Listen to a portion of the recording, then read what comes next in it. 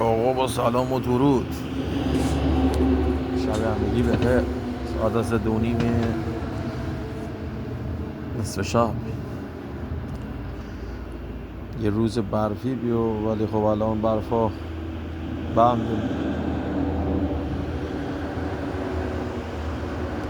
آقا یه سال از آقایون مسئولین، آقا هر روز خبر بد، هر روز اتفاقی خطرناک، هر روز اتفاقای جبران ناپذیر.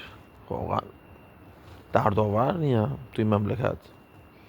واسه این مملکتی که تمدن دوینه، تاریخ دوینه، شناسنامه دوینه، ساک دوینه، خدمت های 2500 ساله دوینه. این خبرها بد نیه، زشت نیه. اگه تجزیه کشور هست، تجزیه مملکت هست، آقا بسته، تمام بیاسته دیگه، چیزی نمونسته. بله حداقل یه دونه کورکورسویی که داره به ده بوشه، آقا تو همین حالت بمونه دیگه، نابودتر از وی نکنی. دلار باید 94,000 تومن است، طلا باید گرمی 6,700. من حقوق است 10 تومن، 9,700.